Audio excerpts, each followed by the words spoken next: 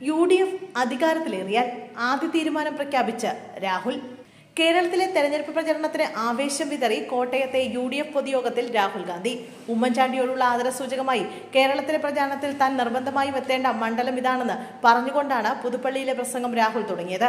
അനാരോഗ്യം മറന്നും ഭാരത് ജോഡോ യാത്രയിൽ പങ്കെടുത്ത ഉമ്മൻചാണ്ടിയുടെ ജനസ്വീകാര്യത അദ്ദേഹത്തിന്റെ വിലാപയാത്രയിലൂടെ ലോകം കണ്ടതാണ്.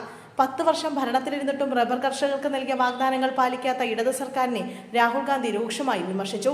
UDF അധികാരത്തിൽ വന്നാൽ ചേരുന്ന ആദ്യ മന്ത്രിസഭാ യോഗം തന്നെ റബ്ബറിന്റെ താങ്ങുവില 250 രൂപയായി നിശ്ചയിക്കുമെന്നും രാഹുൽ പ്രഖ്യാപിച്ചു. അധികാരത്തിലേറിയാൽ UDF സർക്കാർ കൈക്കൊള്ളുന്ന ആദ്യ തീരുമാനം ഇതായിരിക്കുമെന്നും രാഹുൽ വ്യക്തമാക്കി. റബ്ബർ താങ്ങുവില ഘട്ടം ഘട്ടമായി 300 രൂപയിലേക്ക് ഉയർത്തുമെന്നും അദ്ദേഹം വാഗ്ദാനം നൽകി.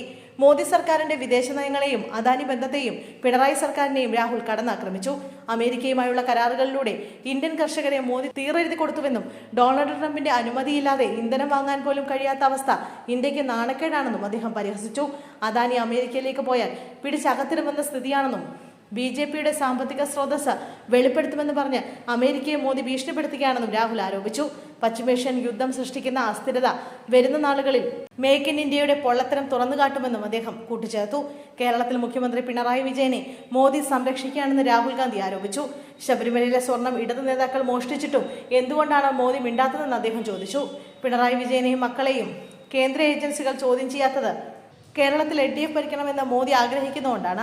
കോൺഗ്രസിന് മാത്രമേ BJPയെയും LDFനെയും നേരിടാൻ കഴിയൂ. കേരളത്തിൽ ഒരു വനിതാ മുഖ്യമന്ത്രി ചുമതലയേൽക്കുന്നത് താൻ സ്വപ്നം കാണുന്നുള്ളതും വനിതാ ശാക്തീകരണമാണ് കോൺഗ്രസിന്റെ ലക്ഷ്യമെന്നും രാഹുൽ ഗാന്ധി പ്രഖ്യാപിച്ചു.